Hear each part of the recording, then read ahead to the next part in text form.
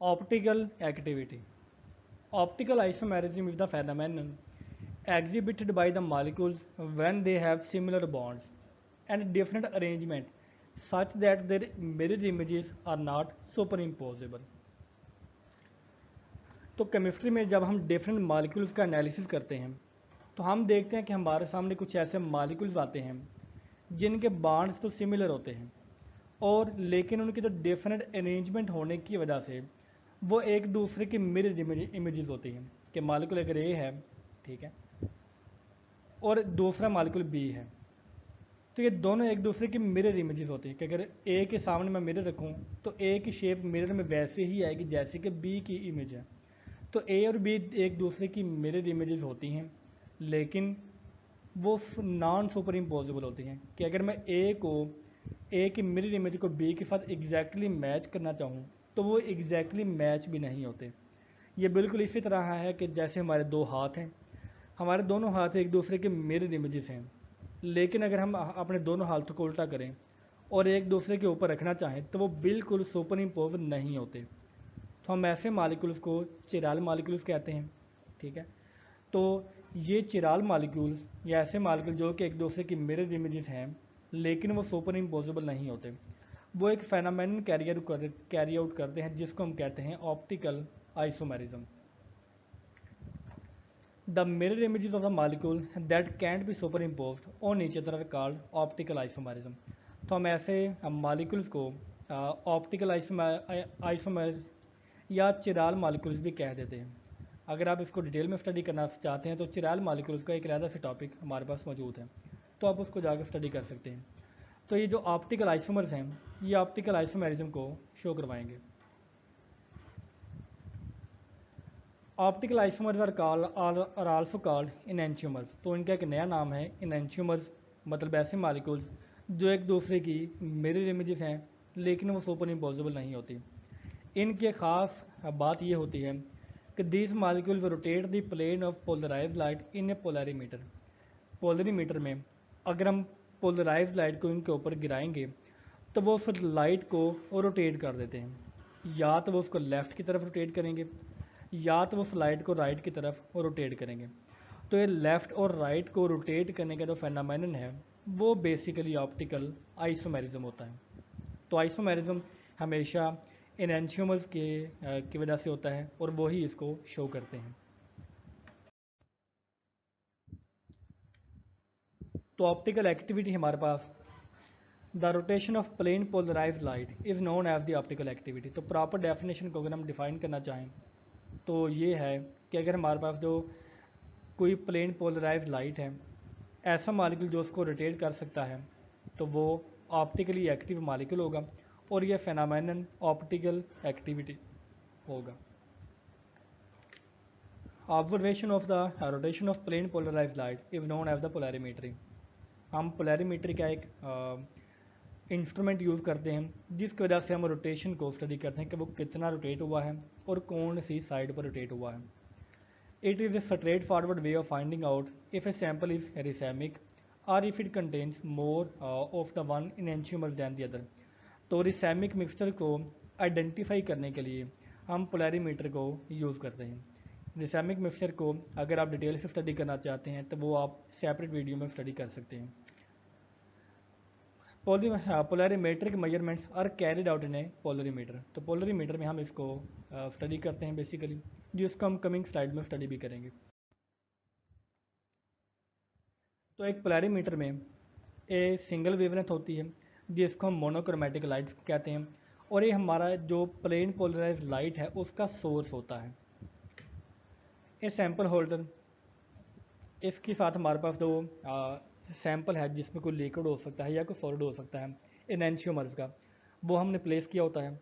Where a cell containing a solution of the substance under examination can be place. तो वहाँ पर हम substance को प्लेस कर सकते हैं।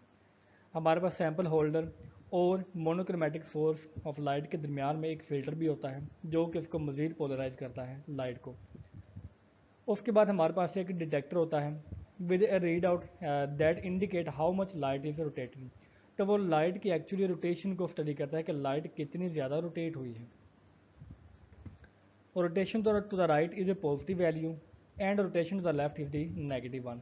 तो ऐसी रोटेशन जो कि राइट को रोटेट होगी वो हमारे पास पॉजिटिव वैल्यू होगी, और जो लेफ़्ट को रोटेट होगी वो हमारे पास नेगेटिव रोटेशन होगी।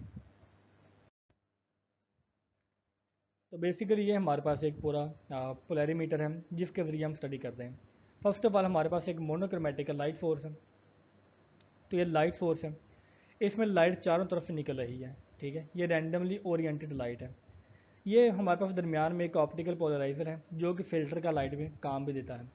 ये काम क्या करता है कि सिर्फ एक साइड की जो लाइट है या एक वेवलेंथ की लाइट को वो पास करवाता है। इट मीन्स कि वो रैंडम लाइट को पोलराइज करता है। तो ये पोलराइज जो लाइट है, ठीक है, सिंगल वेवलेंथ की, वो यहाँ से एमिट होती है और ये हमारे सैंपल में जाएगी। ये चिराल मटेरियल हमारे पास एक सैंपल है। सैंपल में से गुजरने के बाद हमारी जो लाइट है वो थोड़ी सी रोटेट होती है। तो हमारे यहाँ पर हमने देखा कि पहले लाइट यहाँ पर थी, अब वो इतने एंगल के साथ यहाँ पर रोटेट हो गई है। तो हम इस रोटेशन को मेजर करते हैं। उसके बाद हमारे पास एक ऑप्टिकल पोलराइज़र है। तो बेसिकली जिसके ज़रिए हम एंगल को मेजर करते हैं, तो हम यहाँ से ऑप्टिकल पोलराइज़र के ज़रिए इस एंगल को मेजर करते हैं, जो कि बेसिकली सिर्फ इसी लाइट को पास करवाता है। और यहाँ पर सामने एक डिटेक्टर होगा जो कि सिग्नल को, जो कि लाइट का सिग्नल होता है, उसको डिटेक्ट करता है। हम यहाँ से ये भी डिटेक्ट कर सकते हैं कि वो सिग्नल कितना स्ट्रॉन्ग है, कितनी लाइट अब्जॉर्ब हुई है और कितनी वहाँ पर रोटेट हुई है। तो यहाँ पर चिराल मालिक्यूल ने जो लाइट को रोटेट किया है, ठीक है, तो वो बेसिकली हमारे पास ऑप्टिकल एक्टिविटी का फिनोमेना है। तो हमारे पास यहाँ पर डिटेक्टर में मैक्सिमम सिग्नल इस वक्त आएगा जब हम ऑप्टिकल पोलराइज़र को, जो सेकंड हमारे पास पोलराइज़र है, इसको थोड़ा सा ट्यून करेंगे। तो इसको थोड़ा सा रोटेट करने के बाद हम यहाँ पर मैक्सिमम सिग्नल को अटेन कर सकते हैं। The amount in degrees that a chiral material will rotate of light is called the optical rotation। तो हम ऑप्टिकल रोटेशन नाम देते हैं कि जितनी लाइट रोटेट हुई है। Different chiral molecules will have optical rotation that vary in direction and size of the optical rotation। तो डिफरेंट जो चिराल मालिक्यूल्स हैं उनकी जो फिजिकल प्रॉपर्टीज़ हैं वो डिफरेंट होने की वजह से वो लाइट को डिफरेंट तरीके से रोटेट करवाएंगे, और उनके डायरेक्शन भी वेरी कर सकती है और उनका एक्सटेंट ऑफ रोटेशन भी वेरी कर सकता है। Enantiomers will always have equal optical rotation but in opposite direction. तो एनेंशियोमर दो ऐसे मालिक्यूल हैं जो कि एक दूसरे की मिरर इमेजेस हैं। अगर उनको थ्री डायमेंशनल स्पेशल अरेंजमेंट में उसको देखें तो दो मालिक्यूल्स की जो अरेंजमेंट है वो एक दूसरे के सेम होती है और वो एक दूसरे के मिरर इमेजेस होते हैं। तो ऐसे मालिक्यूल्स जो कि एनेंशियोमर्स हैं उनकी ऑप्टिकल रोटेशन का जो एक्सटेंट है वो हमेशा सेम हुआ करेगा। फ़र्क क्या है कि एक मालिक्यूल उसको लेफ़्ट के ऊपर रोटेट करवाएगा और दूसरा मालिक्यूल राइट के ऊपर। इट मीन्स कि उनकी जो रोटेशन की डायरेक्शन है वो एक दूसरे के अपोजिट होती है। तो हम डायरेक्शन के बेस के ऊपर डिफरेंट एनेंशियोमर्स को पहचान भी सकते हैं। The optical purity of a substance can be measured by comparing the optical rotation of the sample to the non-optical rotation of a single enantiomer of that compound। तो हम किसी भी सब्सटेंस की अगर हमने इसकी ऑप्टिकल प्योरिटी को major करना हो कि वो कितनी ऑप्टिकल प्योर है, तो हमारे पास एक प्योर सैंपल होगा, ठीक है, सिंगल एनेंशियोमर का। उस सिंगल एनेंशियोमर के प्योर सैंपल के साथ हम जो अपने एक्सपेरिमेंटल वैल्यू है उसको कंपेयर करेंगे। तो कंपेयर करने के साथ हमें उसकी ऑप्टिकल प्योरिटी का पता लगेगा। अगर दोनों की जो ऑप्टिकल रोटेशन है वो सेम हो, इट मीन्स कि वो 100% प्योर है।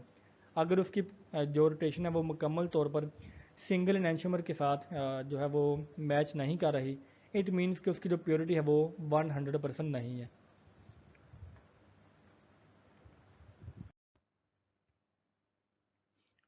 द डिग्री ऑफ सेलेक्टिविटी और optical purity is measured by the enantiomeric excess. तो हम इस सिंपल फार्मूले का यूज़ करते हुए, जो कि यहाँ पर परसेंटेज एनेंशियोमेट्रिक एक्सेस है, which is equal to sample rotation, जो हमारे पास सैंपल है उसने कितना लाइट को रोटेट किया, डिवाइडेड बाई अगर हमारे पास प्योर एनेंशियोमर है, मतलब प्योर सैंपल है, उसने कितना रोटेट किया। तो यहाँ पर हम इसको मल्टीप्लाई करेंगे 100 से, तो वो हमारे पास परसेंटेज आएगी, जो कि बेसिकली सेलेक्टिविटी या ऑप्टिकल प्योरिटी को ज़ाहिर करती है।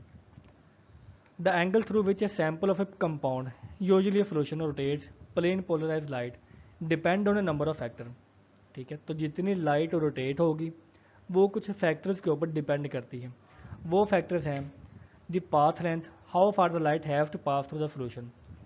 एक सोल्यूशन उसकी लेंथ ये वाली है, दूसरा सोल्यूशन इसकी लेंथ ये वाली है, तो दोनों की लेंथ डिफरेंट होने की वजह से लाइट को ज़्यादा टाइम चाहिए यहाँ से ट्रैवल करने के लिए। ठीक है, तो यहाँ पर उसको ज़्यादा फासला तय करना पड़ता है। तो ज़्यादा फासला तय करने की वजह से ये जो लेंथ है ये डिफाइन करेगी कि वो लाइट कितनी रोटेट होती है किसी सोल्यूशन के अंदर से। Second one is the concentration.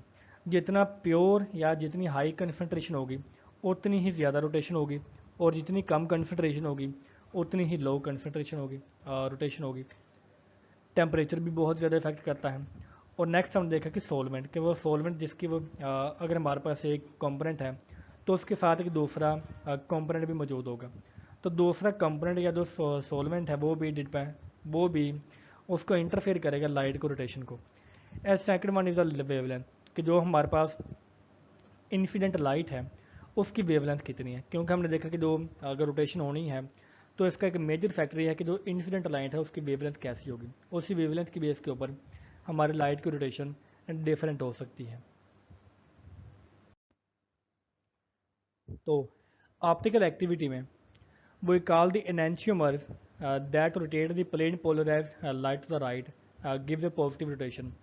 तो जो ऐसा enantiomer जो कि लाइट को राइट की तरफ या राइट हैंड साइड की तरफ जो रोटेट करवाएगा, हम इसको पॉजिटिव रोटेशन का नाम देंगे, और हम ऐसे एनेंशियोमर को पॉजिटिव एनेंशियोमर कहेंगे, या हम इसको डेक्स्ट्रो और रोटेटरी एनेंशियोमर का नाम भी दे सकते हैं। तो इसके तीनों नाम हैं, पॉजिटिव रोटेशन वाला, पॉजिटिव एनेंशियोमर, या dextro rotatory.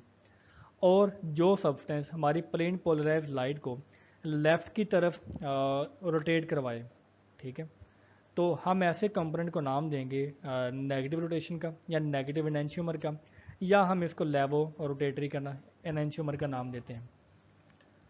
The direction in which light is rotated is not dependent on whether a stereogenic centre is R and S.